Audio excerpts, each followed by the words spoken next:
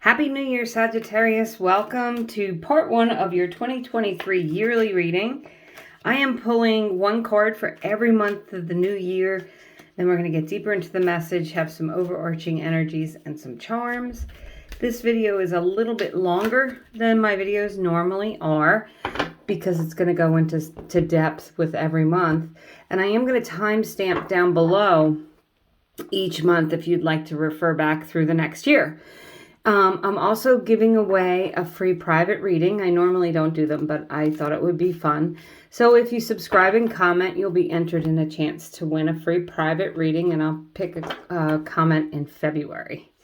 So let's see. We're going to pull all the cards for Sagittarius. We've got the Ten of Pentacles in January, the Five of Wands in February, the Queen of Pentacles in March, Eight of Cups in April, Star card in May, Queen of Swords in June. Wow, this is a great reading so far, Sagittarius. July is the Ace of Cups. Actually, all the readings have been really good. August is the Emperor. September is the Page of Swords. October is the Six of Pentacles. I'm wondering if there's going to be a new offer here, a new opportunity for you somewhere around there in July, August, September. November, you've got the Four of Cups, and you're ending the year in December with the High Priestess, Sagittarius's. Okay, so let's start in January with that Ten of Pentacles. Feeling like you have it all. Starting this year off with a really good, being in a good position.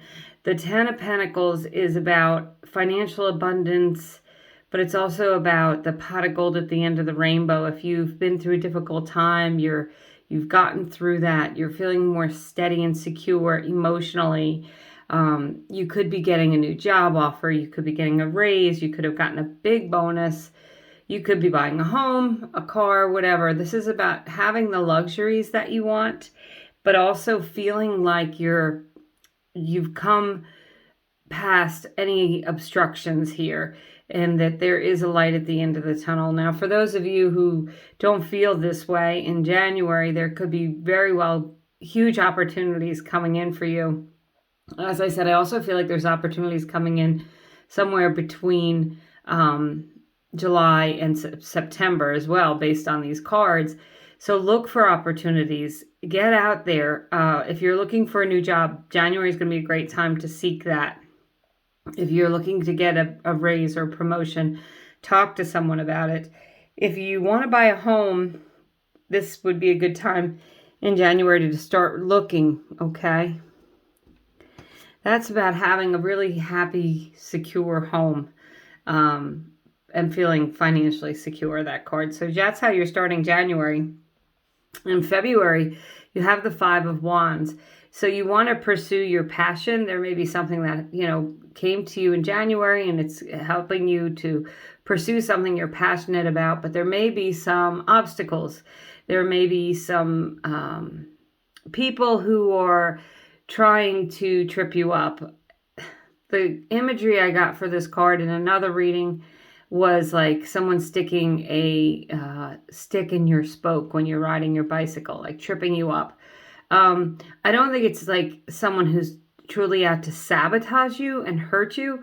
I don't think it's quite that deep with the Five of Wands, but it could be challenging. Someone might be challenging you, or a couple of people might be challenging you, and you might be looking at things in a different way, figuring out how you could do things a little bit differently, how to get around or over these challenges so that you can move forward. And by March, it looks like you're going to do a great job of that because you have the Queen of Pentacles. Regardless of your gender, the Queen of Pentacles really has it all, okay? Very stable home life, stable job, able to handle things really well, is able to take care of others and also take care of herself. So this is, again, the Pentacles can relate to your money. I feel like you might be really coming into money. The opportunity may come in January, and by March, you're feeling like a little bit of financial relief. but it's also about feeling very secure and at home, taking care of the things that need to be taken care of. Maybe you're getting a work-home life balance with opportunities that are coming in, but you're feeling really good and strong and steady and secure. The Queen of Pentacles can relate to another person. It could be an earth sign, but my intention for these videos is that you're getting the message that's for you. So I will mention also that you have an Aries here, you have an Aquarius here in the reading, but again, I feel like these cards are meant for you.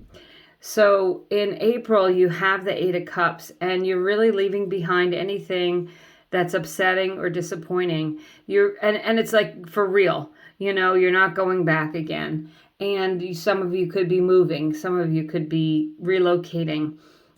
She's following her own light here. So it's, you know, about taking care of yourself, following your inner light, making sure that you're doing what's best for you, and leaving behind any kind of hurtful situations or people or thoughts. The Eight of Cups is all about getting rid of any disappointments and moving on to a new point in your life. And I feel like you're gaining this stability here in the beginning of the year, and you're really ready to let go of some of the things that need to go away. In May, you have the Star card. It is the card of Aquarius, as I said, but the Star card is about your hopes, wishes, and dreams coming true and feeling fulfilled and healed. And it's a really wonderful feeling. It could be another opportunity coming in. Like, it looks to me like this could be definitely a year of opportunities for you, Sagittarius. Opportunities to do the things that you want to do, opportunities to feel good about where you are in the world, opportunities to gain financial success, upgrade your finances. Some of you, you know, you might be selling things that you have that just have a lot of value. And that Eight of Cups could be, you know, maybe you've had a hard time doing this in the past, but you're finally ready to let go of some things and move on. And that could in and of itself be a really good clearing for you, help you get real stable. But the Star card is everything you've ever wanted coming in. It's healing and it's happiness. So that's great in May. In June, you have the Queen of Swords. She is the logical queen. She's the one who, this is you getting your brain straight. This is you communicating your needs very clearly and really pursuing something. With the Queen of Swords, there could be a judge or a lawyer involved. In June, you might be writing or signing contracts and getting some advice from someone. If you own your own business, you may be creating contracts and getting the advice of someone. But this is about being very clear and concise, communicating clearly what you need, making sure that you're not allowing your emotions into it. This is one of those it's just business kind of cards. That's what the words I'm hearing. It's just business. It's nothing personal. And this is the Queen of Swords would certainly say that. She would say, you know, it doesn't matter who you are. Everybody's going to have to do the same thing. It's just business. It's the way I roll. It's what I do. And this is how I want it done. And you're being very clear about it. And it doesn't mean you're being mean, but you're definitely, with that Queen of Pentacles energy as well, you're standing your ground and you're standing up for yourself in June. By doing so in July, you've got the Ace of Cups. So this definitely for years, if you want love, this could be an indication that love is going to be coming in the month of July. Your cup's running over, okay? This is abundant happiness and joy. This is pursuing something with all your heart. The aces always relate to a new opportunity. So something coming in somewhere around June, July, you're getting clear about what you want. I think that things are going to be moving in your favor for the first part of the year anyway. And this is just going to be the things that you're focusing on, you're receiving back, you're getting new opportunities that make you feel really good in your heart. As I said, you could be meeting someone, a love partner, if that's what you want. You could be leveling up in your relationship if you have one. You could be getting married, getting engaged, moving in together, something like that in July. But it's also about feeling really good about where you are and having these opportunities come in that help you to feel even better. Okay, in August, you have the Emperor, the card of Aries, but the Emperor builds empires. No doubt about it. The Emperor is very financially secure. The Emperor, is married to the Empress, but could be actually a partner of the Queen of Swords because it's not allowing emotions in. It's really thinking logically. It's doing things that need to be done. Again, it's like it's nothing personal. It's just business. But the Emperor will pursue things. The Emperor does have people who help him. So this is not going out and doing everything on your own and being that guy. It's about learning how to recruit others, workers, people who help you get things done, people who can help you realize your vision. So some of you may get an opportunity to hire new people, to train in new people. At work, you might become someone in charge of that training, or a boss, supervisor, something like that. Or maybe you're just really feeling in charge of your life. As I said, if you're looking for a home, buying a home, this could be you like being the king of your castle, regardless of your gender, but buying your home, being in control of your own finances, being in control of yourself. So it's a really strong energy about feeling steady and secure and being in control in any area of your life. So I have to remind you that these are general readings, so I'm giving different examples. Take what resonates with you and leave the rest behind. So in September, you have the Page of Swords, and this is a new, pages are all about new beginnings, new chapters, new starts. So the Page of Swords is, maybe you'll have a new idea. There's a lot of communicating in the month of September here, that you'll be communicating clearly. You'll be expressing what you need. You'll feel like you're getting organized, mentally sharp. In any area, you could have spiritual awareness, and you really feel like you understand the ways of the world, or you understand your purpose here, at least at this time. And that can always change. Our purpose on this earth can always change. But, this is a new chapter of feeling like you're very confident, secure, and you know what you want in September, and starting to pursue that. For October, you have the Six of Pentacles. This can absolutely be a gift of money. It can be an inheritance, but it's also about feeling secure. It's about balance. Sixes are, about transition and change. So your finances might be changing and improving. You may be paying off a loan or moving to sell. Like I said, you might sell something. Somebody here is going to sell their home and move into something that's more affordable for them, that suits them better, that helps them to travel, gives them the money they want to travel, whatever. But this is about feeling balanced and secure in your finances, and feeling balanced and secure emotionally, about your job if you have one.